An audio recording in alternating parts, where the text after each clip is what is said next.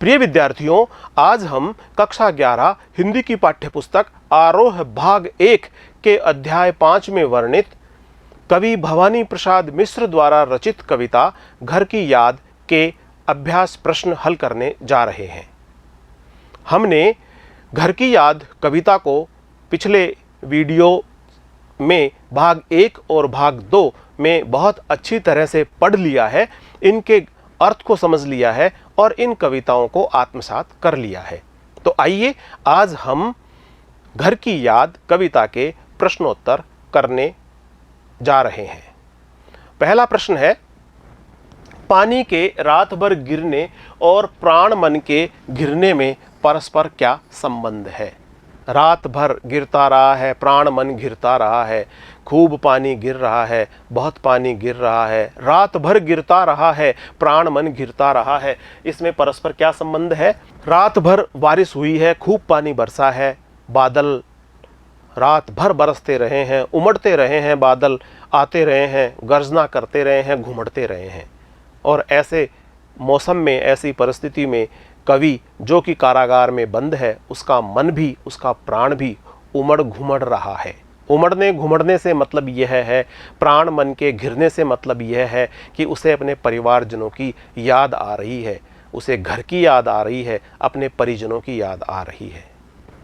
रात भर बारिश हुई है, पानी बरसता रहा है, बरसते हुए पानी में कवि को अपने घर के सदस्यों की बारी बारी से याद आने लगी। उसे अपने भाइयों की याद आती है, बहनों की याद आती है, माताजी की याद आती है, पिताजी की याद आती है, पत्नी की याद आती है, अपने घर की याद आती है और उनके साथ, परिवारजनों के साथ हंसकर खेलकर बिताए गए दिन भी याद आ जाते हैं। परिवार में जो मधुर स्मृतियां हैं वो कवि को याद आ जाती है। इस कारण उसके प्राण और मन बहुत बेचैन हो उठे हैं, उसका मन और प्राण व्याकुल हो उठा है और इस प्रकार रात भर पानी का गिरना और प्राण मन का गिरना परस्पर आपस में संबंध रखता है। अगला प्रश्न है, मायके आई बहिन के लिए कवि ने घर को परिताप का घर क्यों कहा गया है? जो बहिन आई है मायके, जब उसने मायके आकर के देखा तो कवि ने परिताप का घर क्यों कहा है? कवि ने परिताप का घर इसलिए कहा है कि बहिन बहुत उमंग और बहुत उत्साह से मायके में आई होगी और जब मायके में वह आई होगी तो उसने मन में ये सोचा होगा कि अपने पिता के घर जाकर अपने भाइयों से मिलूंगी, अपने परिवारजनों से मिलूंगी, उनसे बातचीत करूंगी, हंसूंगी, बोलूंगी और पुरानी यादों को ताज़ा करूंगी। लेकिन घर आकर जब उसे इस बात का पता चला होगा कि उसका पांचवा भाई कौन? कवि भवानी प्रसाद मिश्र। उनके पांचवें भाई जेल में है, इससे उसे दुख हुआ होगा। उसके घर में पांचवें भाई को न पाकर उसका मन बहुत व्यथित हुआ होगा और इसी कारण मायके आई बहिन के लिए अब ये जो घर है वो परिताप का घर हो गया। वहाँ पर जो कष्ट है, जो पीड़ा है, किस बात की?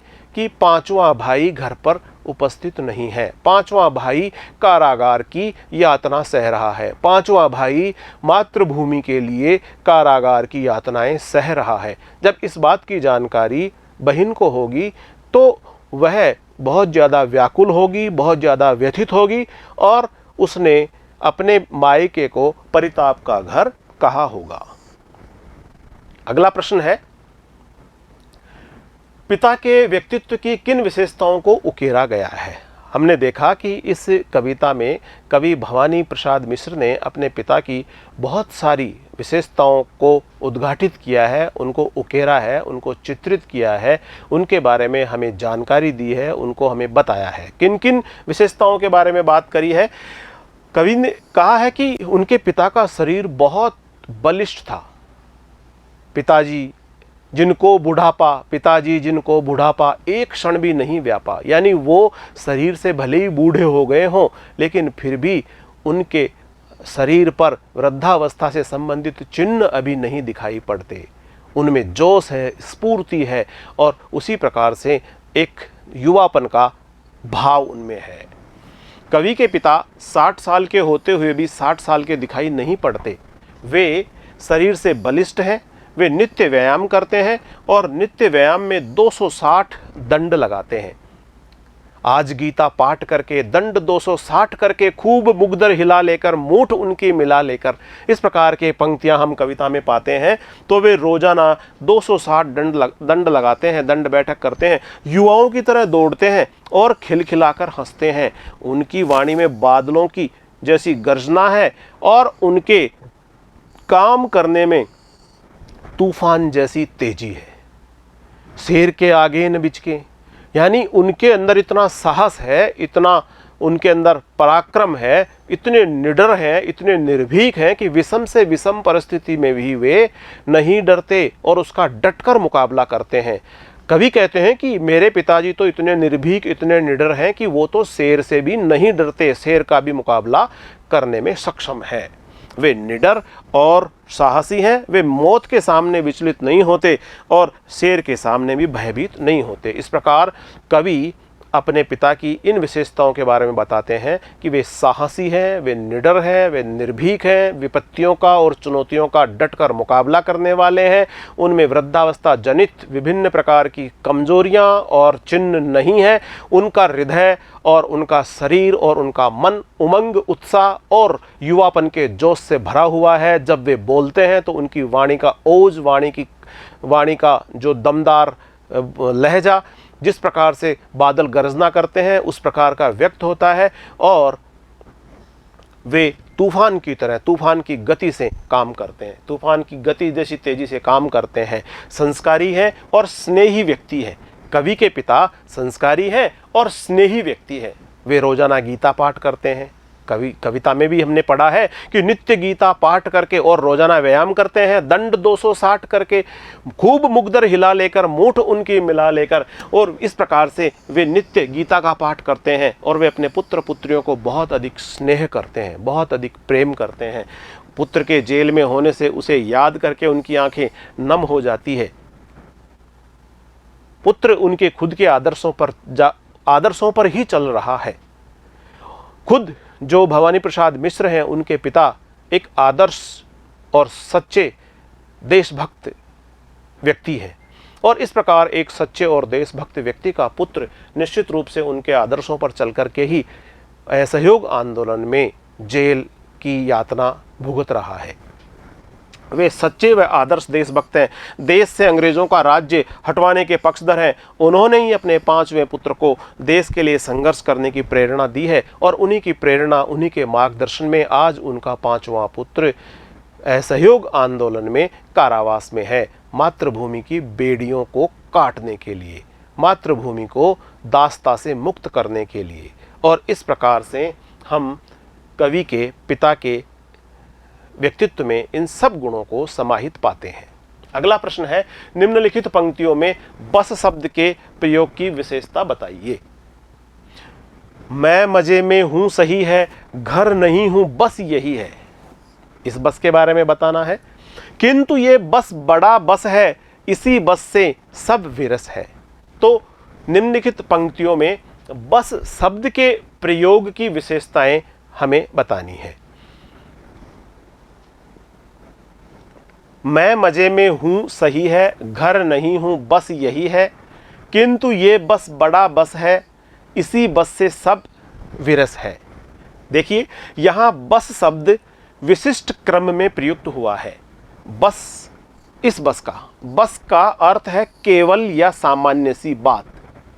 घर नहीं हूं बस यही है, मैं घर पर नहीं हूं बस यही बात है, यानी सामान्य सी बात है। यहां पर इस बस का आशय केवल के अर्थ में प्रयोग हुआ है।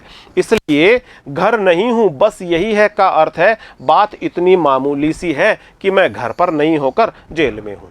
दूसरी बार जो बस आया है, बस, दूसरी बार बस शब्द का प्रयोग केवल अर्थ में हुआ है कि केवल मैं जेल में हूं। तो तीसरी बार जो बस आया है, तीसरी बार बस शब्द का प्रयोग हुआ, ये बड़ी बात के लिए प्रयोग हुआ है कि यही तो बेबसी है, यही तो सबसे बड़ी बात है कि बस मैं जेल में हूं और मैं जेल में हूं, इसीलिए सभी प्रकार की स्थितियां मेरे विपरीत है। इस प्रकार कवि ने एक ही शब्द को विभिन्न स्थितियों और भाव दशाओं में प्रस्तुत करके अलग अलग इनके अर्थ व्यक्त किए हैं।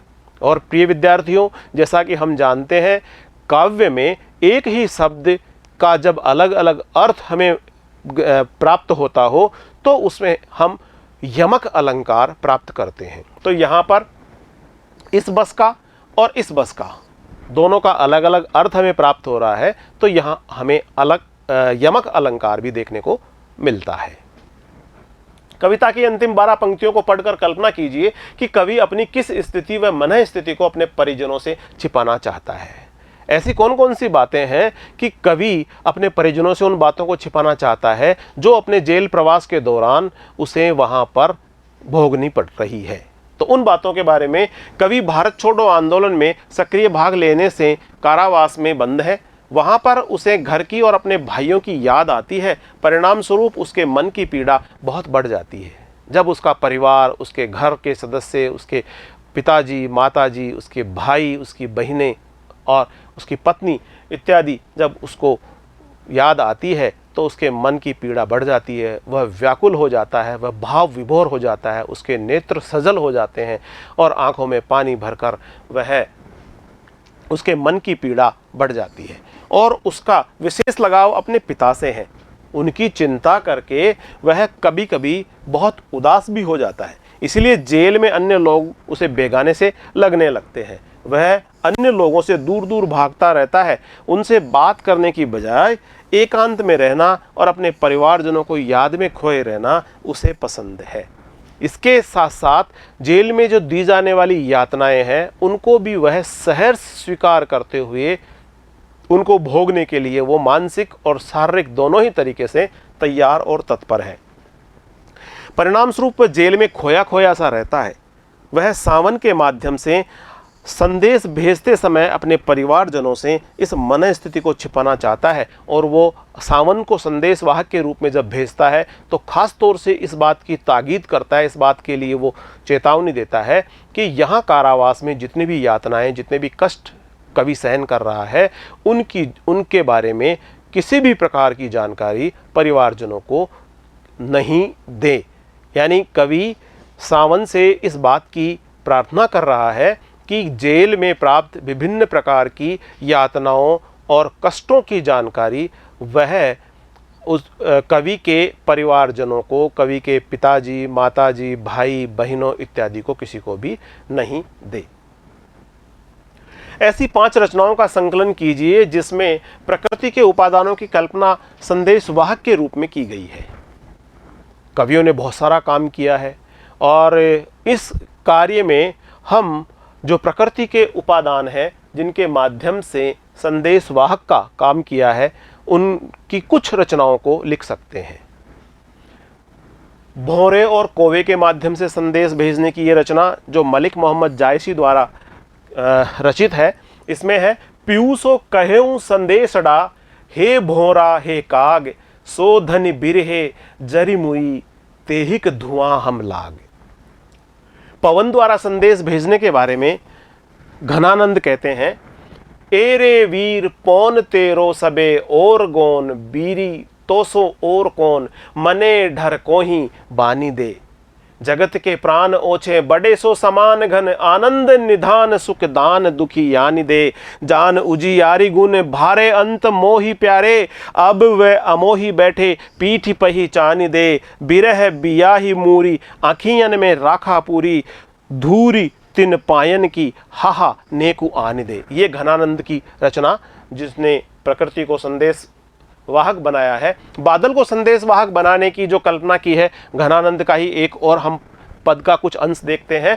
पर काजही देह को धारी, फिरो पर जन्य जथारत वह दरसो, कबहू का सासी सुजान के आंगन मो, असुवन ले बरसो। ये घनानंद द्वारा रचित काव्य का एक अंश है। और पवन द्वारा संदेश भेजने का अंश जो भारतेंदु जी ने लिखा उसमें है, अहो पौ सुख, अहो पौन सुख भोन सबे थल गोन तुम्हारो, क्यों न कहो राधिका रोन सो मौन निशारो। और इसमें चरण रज के बारे में है, जो ला देगी चरण रज, जो ला देगी चरण रज, तो तू बड़ा पुण्य लेगी, पूता हूंगी भगनी उसको अंग में मैं लगा के, पोतूंगी जो हृदय तल में वेदना दूर होगी, डालूंगी मैं सिर पर उसे आँख में मैं मलूंगी। हरि ओद प्रिय प्रवास में चरण रज के बारे में इस प्रकार से लिखते हैं। तो हम ये कुछ उदाहरण जो प्रकृति से उपादान के रूप में संदेशवाहक के लिए गए हैं उनको हमने देखा। प्रिय विद्यार्थियों, आपने बहुत सारा साहित्य का हिंदी साहित्य में बहुत सारी कविताएं आपने पढ़ी है और अब तक आपने जीवन में बहुत सारी कविताओं को पढ़ करके उनका अर्थ ग्रहण किया है। आप बहुत कल्पनाशील है, आपका मस्तिष्क एकदम तरोताज़ा है।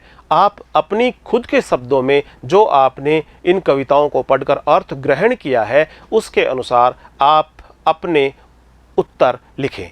अपनी उत्तर की अभिव्यक्ति आप अपने शब्दों में बेहतरीन तरीके से करें। संक्षिप्त, सारगर्भित और बिंदुवार व्यवस्थित रूप से आप उत्तर देने का कार्य करेंगे तो निश्चित रूप से आपको परीक्षा में श्रेष्ठतम अंकों की प्राप्ति होगी। घर से अलग होकर आप घर को किस तरह से याद करते हैं, अब इसमें यह सभी विद्यार्थियों के लिए, सभी बालकों के लिए अपना अपना व्यक्तिगत अनुभव लिखना अपेक्षित है। प्रत्येक व्यक्ति का इसमें अपना अनुभव अलग हो सकता है। यानी जब घर से अलग आप रहे होंगे तब आपने किस प्रकार की, आपको घर की किस प्रकार से याद आई होगी और किस प्रकार से आपने अपने घर को, अपने परिवारजनों को विशेष रूप से याद किया होगा। कुछ हम इस प्रकार से लिख सकते हैं इसके उत्तर में कि मानव का यह सहज स्वभाव है कि जब भी वह अपने घर से किसी भी कारण से दूर रहता है, मान लो पढ़ाई के लिए गया हो, नौकरी के लिए गया हो या किसी तीर्थाटन इत्यादि के लिए गया हुआ हो, तो किसी भी स्थान पर दृष्टि से जब वो बाहर जाता है तब उसे अपने फुर्सत के क्षणों में उत्सव अथवा त्योहार के दिन घर की बहुत याद सताने लगती है। परिवार की मधुर स्मृतियां व्यक्ति को भाव विभोर कर देती है। परिवार की स्मृतियां व्यक्ति को भाव विभोर कर देती है और उसका मन अपने से दूर रहने के कारण व्याकुल हो उठता है और उसका मन अपनों से, अपने परिवारजनों से, अपने घर से, अपने मित्रों से, अपने रिश्तेदारों से दूर रहने के कारण बहुत बेचैन और व्याकुल हो उठता है। एक इस प्रकार का प्रसंग हम लिख सकते हैं कि हम भी पिछली साल जब एनसीसी कैंप में शिमला गए थे, दीपावली के दिन हम कैंप में ही रहे।